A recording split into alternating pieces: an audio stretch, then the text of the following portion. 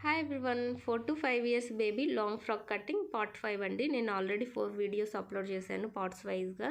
మీకు చూసారంటే క్లియర్గా అర్థమవుతుంది లాంగ్ ఫ్రాక్ని ఎలా మెజర్ చేసుకొని కట్ చేసుకోవాలనేది. లాస్ట్ వీడియోలో నేను బాటమ్ పార్ట్ లైనింగ్ అనేది కట్ చేశాను కదా, దాన్ని బేస్ చేసుకొని మనం మెయిన్ ఫ్యాబ్రిక్ని ఎలా కట్ చేసుకోవాలనేది ఇక్కడ నేను చూపిస్తున్నాను. ఫస్ట్ మనం లైనింగ్ కట్ చేసుకున్న తర్వాత మెయిన్ ఫ్యాబ్రిక్ని ఇలా ఒక ఫోల్డ్ చేసుకోవాలి. ఇలా ఫోల్డ్ చేసుకున్న తర్వాత నీట్గా మనకి ఫోల్డింగ్ ఏం లేకుండా క్లాత్ అనేది అడ్జస్ట్ చేసుకోవాలి.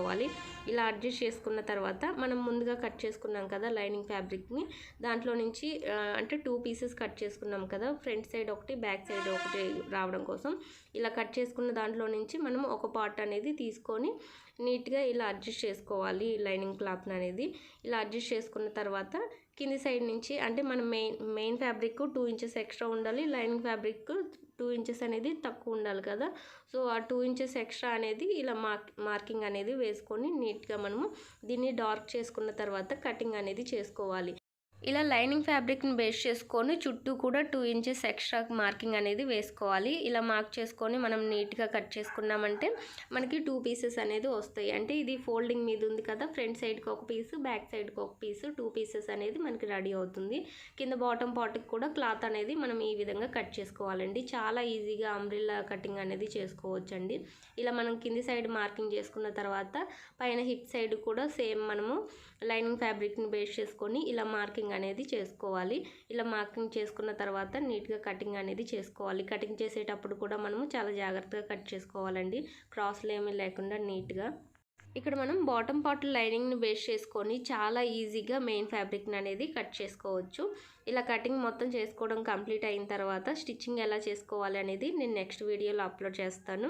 మీరు కనుక మన ఛానల్ని ఫస్ట్ టైం చూస్తున్నట్లయితే ప్లీజ్ సబ్స్క్రైబ్ చేసుకోండి. నేను ఈ డ్రెస్కి సంబంధించిన ప్రతిదీ వీడియో కూడా అప్లోడ్ చేశాను, మెయిన్ వీడియో అప్లోడ్ చేశాను, అలాగే షార్ట్స్లో కూడా పార్ట్స్ వైజ్గా వీడియోస్ అనేది అప్లోడ్ చేస్తున్నాను. డ్రెస్ మొత్తం కంప్లీట్ అయ్యేంత వరకు నేను ప్లెయిన్ ఫ్యాబ్రిక్ని తీసుకొని నేను పార్టీ వేర్ డ్రెస్గా ఎలా డిజైన్ చేశాను అనేది ప్రతిదీ కూడా వీడియోస్ అప్లోడ్ చేస్తాను. ఇంట్రెస్ట్ ఉంటే మన ఛానల్ని సబ్స్క్రైబ్ చేసుకోండి. అంబ్రిల్లా టైప్లో కట్ చేసినప్పుడు చిన్నపిల్లల డ్రెస్సెస్ కదా, మనకి జాయింట్ కింద సైడ్ జాయింట్ ఏం పడదండి. అదే పెద్దవాళ్ళకైతే జాయింట్ అనేది పడుతుంది.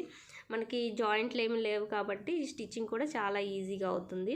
ఇక్కడ నేను ఫోల్డ్ చేసుకొని క్లాత్ని అనేది కట్ చేసుకున్నాను కదా, ఆ ఫోల్డింగ్ అనేది ఇలా ఓపెన్ చేసుకోవాలి. ఇలా ఓపెన్ చేసామంటే మనకి 2 పీసెస్ రెడీ అవుతుంది. ఫ్రంట్ సైడ్కి ఒకటి బ్యాక్ సైడ్ ఒకటి ఇలా 2 పీసెస్ అనేది రెడీ అవుతుంది.